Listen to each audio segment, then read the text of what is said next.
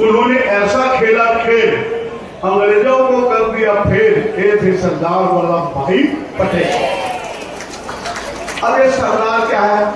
सरदार नाम कब हुआ? जब अहमदाबाद में मिल का मतलब है आंदोलन में उन्होंने सहभागिता ली, किसानों के अंदर आंदोलन में भागिता ली, और उस परिस्थिति में वहां के हमारे महिला बहनों ने उसे सरदार घोषित किया। ये थे दमदार और लोगों में बन गए सरदार। इसको कहते हैं सरदार। सरदार वल्लभ भाई पटेल की 150वीं जयंती के अवसर पर हमारे देश के यशस्वी प्रधानमंत्री माननीय नरेंद्र मोदी जी ने उनके विराट व्यक्तित्व को सम्मानित करने के लिए, उनसे प्रेरणा लेने के लिए यूनिटी मार्च निकालने का निर्णय लिए। प्रत्येक सांसद को 3 दिवस का यूनिटी मार्च निकालना था। हमारी यात्रा प्रारंभ हुई थी 11 तारीख को 11 बजे 11वां महीना बिल्हा विधानसभा के त्रिपुरा काली माई से दर्शन प्राप्त करके, बिल्हा से बिलासपुर, बिलासपुर से बेलतरा पहले दिन की यात्रा, दूसरे दिन हम रतनपुर माता महामाया का दर्शन करके कोटा विधानसभा, तखतपुर के सकरी, फिर हम मस्तूरी विधानसभा में यात्रा किए।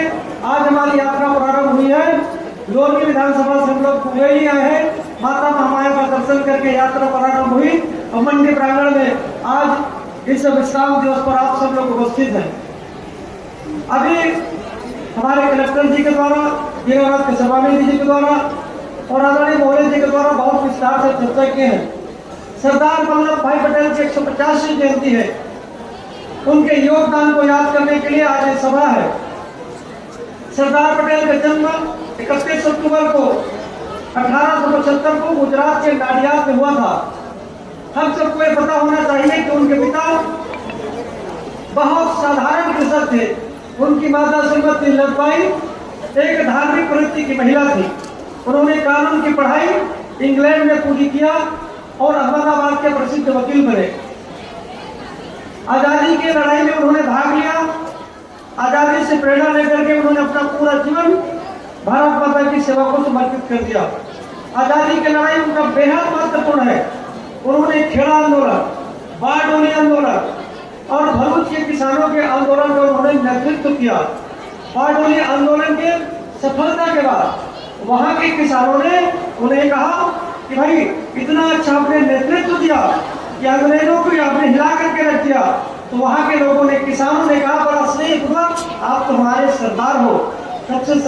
सबसे वल्लभ भाई पटेल सरदार वल्लभ भाई पटेल हो गए। जब देश आजाद हुआ, हमारे पहले उप प्रधानमंत्री बने, पहले गृह मंत्री बने। गृह मंत्री के रूप में, उप प्रधानमंत्री के रूप में उनका योगदान बहुत ऐतिहासिक रहा। उनका मानना था कि देश को एकता के सूत्र में बांधने के लिए एक मजबूत प्रशासनिक ढांचा की आवश्यकता है।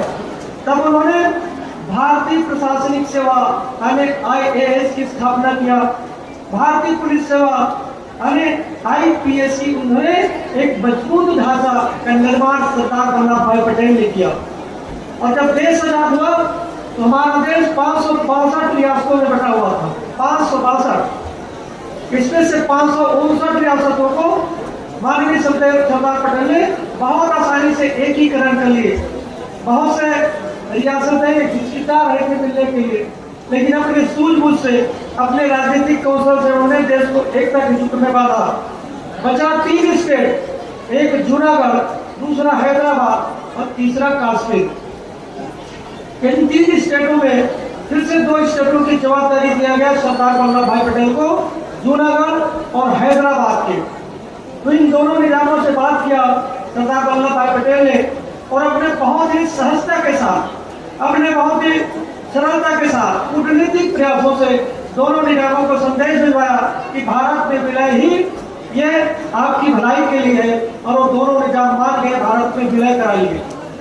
एक स्टेट बच गया कश्मीर का, जिसको पंडित जवाहरलाल नेहरू ने कहा ये उनकी जिम्मेदारी है।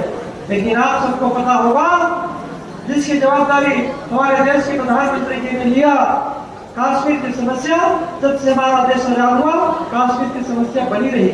कितने जवान शहीद हुए, कितनी हमारी बहन बेटियों की इज्जत आबरू लूटी गई, कितने बहनों को तुहारी से चीरा गया, कितने जवान शहीद हुए। वहाँ के कश्मीरी पंडित को स्थापित होना पड़ा। कश्मीर पंडितों का कत्लेआम हुआ, इसके जिम्मेदार कौन है? जिन्होंने जिम्मेदारी लिया वही इसके जिम्मेदार है। लेकिन उसी गुजरात में जन्मे, जिस गुजरात में सरदार वल्लभ भाई पटेल में जन्म हुआ, उसी गुजरात में जन्म लिए हमारे देश के यशस्वी प्रधानमंत्री माननीय नरेंद्र मोदी जी, और उसी गुजरात में जन्मे हमारे देश के गृह मंत्री अमित शाह जी। जब ये गृह मंत्री बने, मोदी प्रधानमंत्री बने, तो वैसी धारा 370 को एक झटके में उखाड़ करके फेंक दिए, एक झटके में।